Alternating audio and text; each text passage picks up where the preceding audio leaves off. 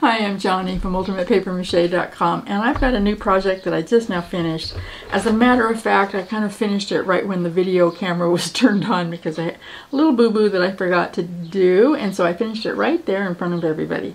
Now this is a skull-shaped, kind of a really basic skull-shaped pattern that I want to use as a, like the inside of a sculpture of an actual human face. Now, you know, if you've read my book on fast faces, I do kind of like just making silly faces that don't look like real people. They're just playing around, and I just really do love doing that. But sometimes I want to make realistic faces, and what I've done in the past, because I didn't have one of these, is I have used this fellow, and it was a lot of fun, but I wanted something that was simpler, not as much information on it, not so many holes. Now, another thing that I've also used a lot is this fellow. Scar is using it at the moment. Whoops, here we go. This mannequin is also really handy for making like masks or something that have to fit on the human face. But the problem with this fellow is that it's already a face. If I want to make an actual realistic human face, then I have to work around the fact that it's already got a nose on there. So the nose that I put on has to be either that size or bigger. If I wanted somebody with a receding chin, maybe just to do something fun, I couldn't do it with this guy without getting out the saw, which I am not going to do because it's kind of expensive. The biggest reason that I like using either a skull or a mannequin is because when I start sculpting a face without any kind of form under it, it tends to get flat. And I know this is really common. A lot of people who are sculpting faces, it happens, especially if we're using photographs as our model. Because you want it to look like the photograph. You keep going back and forth and look at the photograph. You put some more clay on, you move things around. And then you walk away from it and come back and you realize that you've made the face almost as flat as the photograph is. Because we don't tend to realize that faces are actually kind of wedge-shaped, unless we're really conscious of it, or if we've gone to art school and learned how to use calipers and all that stuff, which I never did. Since I didn't go to art school, I kind of need something like this, and that's why I made this. This was a personal project. Hopefully it will be really helpful and you might want to use it too. I print the pattern on full sheet labels and then attach them to some cardboard. Basically, I purchased this. It's called chipboard, but it's exactly the same as a cereal box. So just take a cereal box apart. You'll need two of them. Just take the front and back and then throw the rest of it in the recycling bin. And then I just take the back off of the labels and stick them on.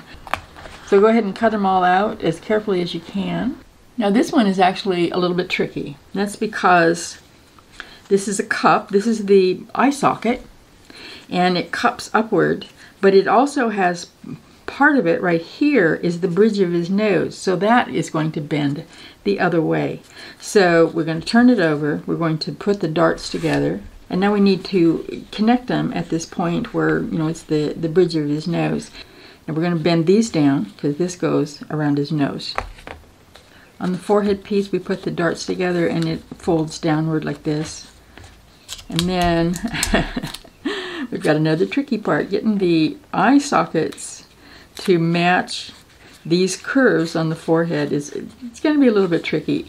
There's a lot of really tricky parts in this particular pattern. So this little line right here is the middle, and it needs to match up right here at the top of his nose. So I'm going to put on one side first.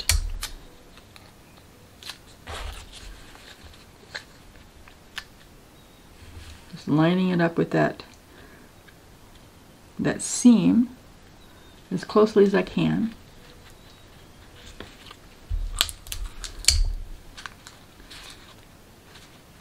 And pull it over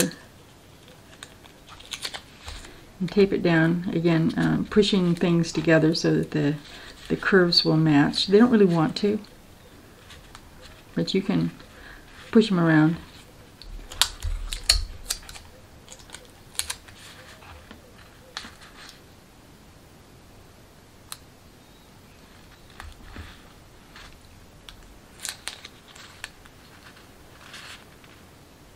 You want to go back and reinforce that seam with some more tape on the back. Now we have a nose.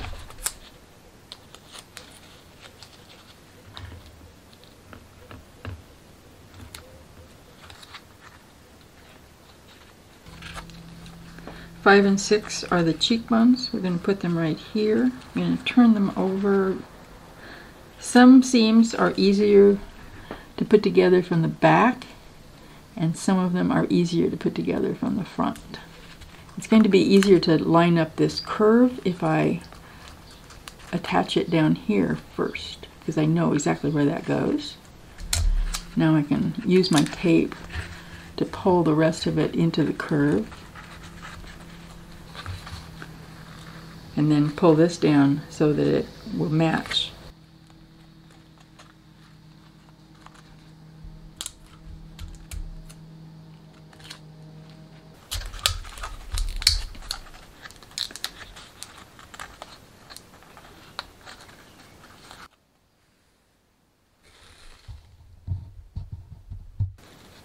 Seven and 8 are the undersides of the cheekbone.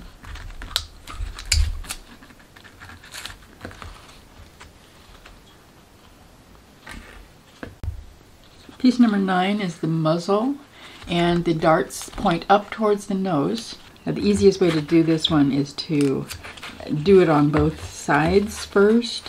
This point right here goes at the bottom of the lower cheekbone. Then put this one in the same place on the other side. It's easier to do from the back. And now we can just tape them together, bringing the curves together from the back. Definitely easiest from the back. 10 and 11 go right under the cheekbone. It's part of the jawline. And this part right here where there's a dart, it's actually bent downward like this. And that bend attaches itself right here to the muzzle. Again, it's going to be easier to do from the back.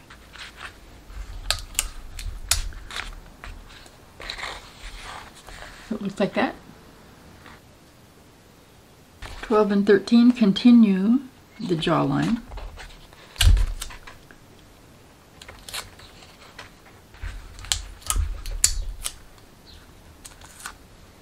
And oops, I made a boo-boo. I had intended to alter this muzzle piece by adding darts right here. I knew that belonged there, and I forgot to do it.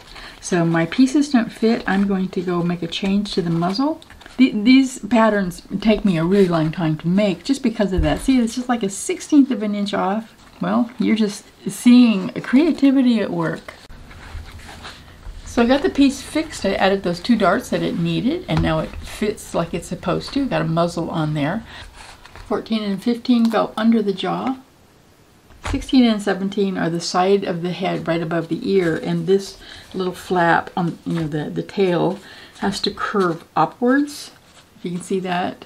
So there's a dip right here, and then the end of that tail kind of comes right even with those other long pieces. So that's kind of how you tell where it goes. You have to push the curves together so that they match.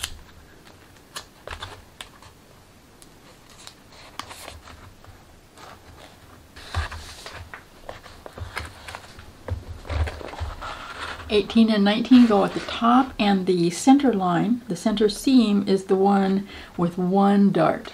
The 3 darts go at the side. I'm just doing the corners first so I know that everything fits where it belongs. And then I'll go ahead and get the curves on there.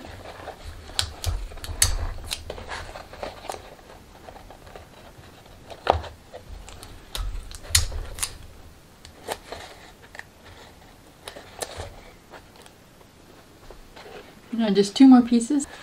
20 and 21 fill in that space. So that's the way it should look when you get all done. And he is finished and ready to be used as a base for a sculpture.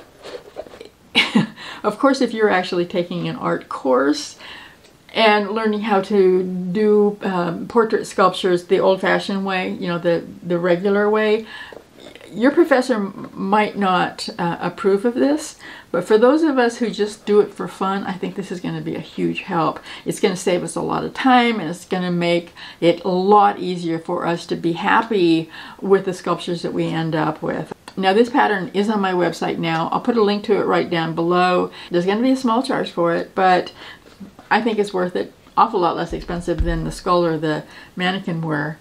And you can change this one in a way that you can't with those. Like I said with the mannequin, if I wanted to make someone with a receding chin, I'd have to take a saw to him.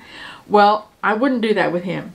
I mean, seriously, that would totally destroy it. But I wouldn't mind doing that with this guy. Just take the scissors to it and remove the chin bone, or remove the whole chin altogether. Or maybe I'd like to make a Frankenstein's monster sculpture. What I would do is just cut the top of his head off, tape on a strip of cardboard, and then put the top of his head back on so that he'd have a really nice tall forehead. That'd be really easy to do.